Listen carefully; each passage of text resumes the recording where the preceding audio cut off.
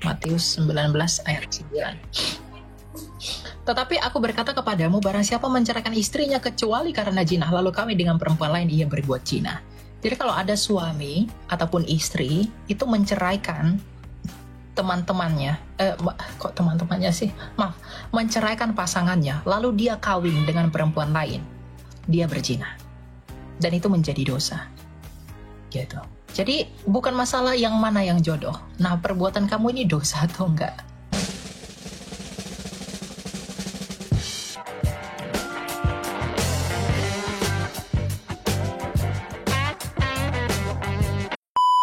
Kak, aku mau nanya tentang pernikahan, gitu loh.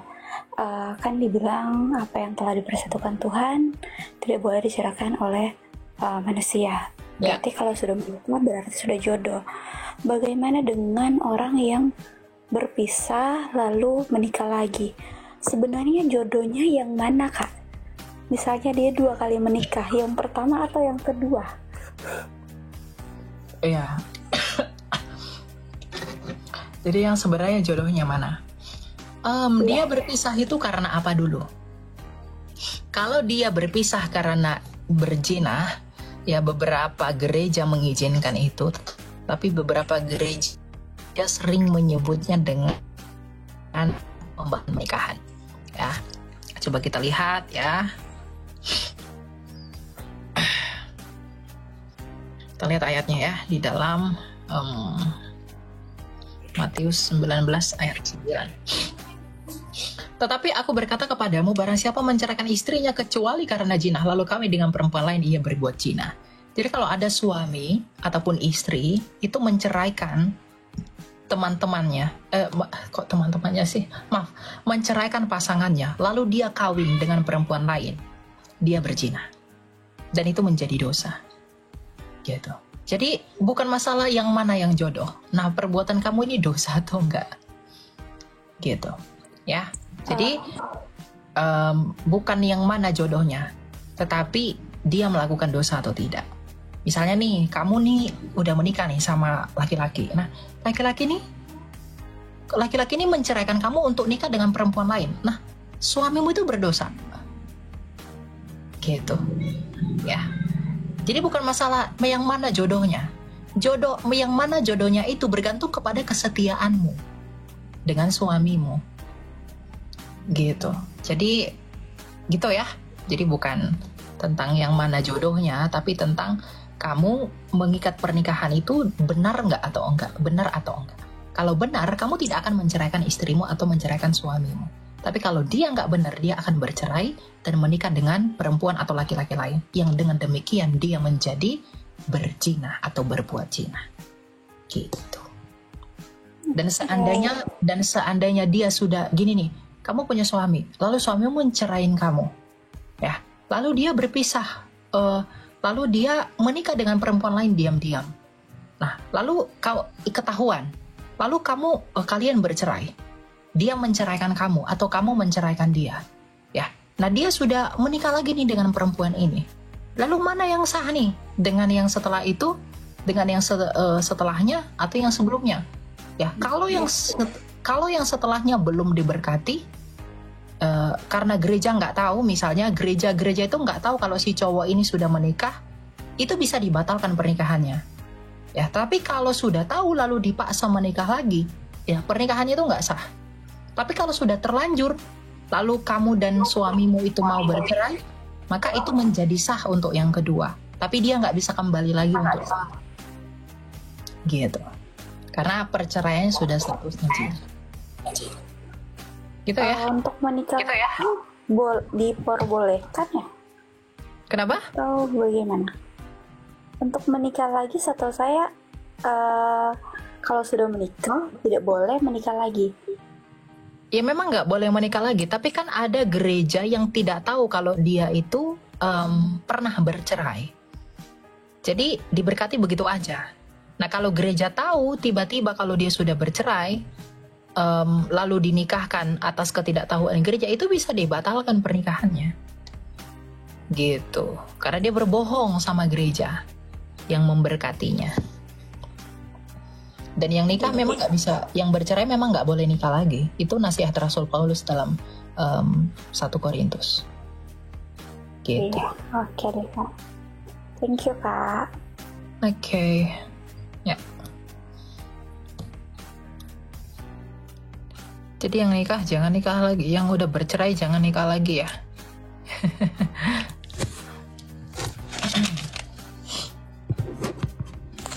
Tapi kalau sudah terlanjur nikah bagaimana Elia? Ya nggak apa-apa, jalani aja pernikahanmu dan jangan ulangi lagi. Silakan Pipin. Halo, Salam. Salam, silakan Pak. Ini kan ada juga di Alkitab itu tentang kematian manusia. Ya. Nah, kematian manusia tuh dari tubuh dan roh. Nah, yang saya mau tanya itu apa ada di agama kita Kristen itu tentang penyambutan roh dalam kematian. Nyawa. Iya. Ya. Kalau coba kita baca dalam Yohanes ya. Yohanes 10 ayat 17. Ya. Bapa mengasihi aku oleh karena aku memberikan nyawaku untuk menerimanya kembali. Ya. Apakah dalam Kristen itu ada mencabut nyawa? Tidak ada. Tuhannya kita itu tidak pernah menciptakan manusia untuk mengalami kematian. Tuhan orang Kristen itu nggak pernah menciptakan manusia untuk nyawanya dicabut. Tuhan menciptakan manusia sejak semula itu untuk tujuan yang kekal. Tapi apa yang merusak itu? Dosa. Dosalah yang membuat manusia itu mengalami kematian. Dosa itulah yang membuat manusia itu mengalami penderitaan dan susah payah. Roma 6 ayat 23, rupa dosa adalah maut.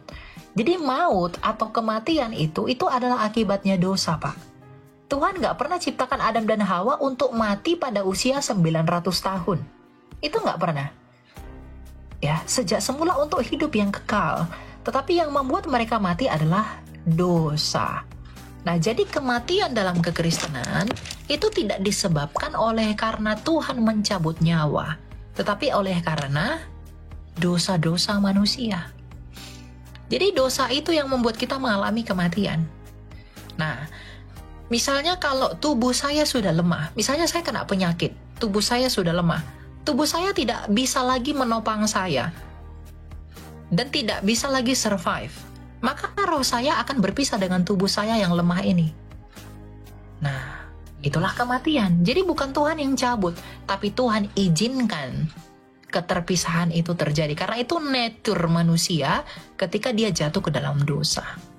Ya, jadi nggak ada Tuhan tentukan orang mati sekian, nggak ada. Gitu. Ya. Terima kasih ya. Ya. Ada lagi yang mau Bapak tanya, Pak?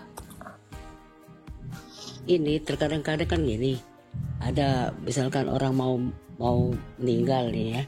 Nah, terkadang-kadang orang yang mau meninggal ini terkadang-kadang bicara gitu, seakan-akan ada malaikat lah apalah untuk mengajak rohnya itu. Nah itu yang saya ini kan itu kok tubuh dengan roh itu kan beda kan, tubuh dengan roh itu kan beda. Nah itu terkadang-kadang apa roh itu memang dicabut apa gimana gitu? Enggak, begini Pak.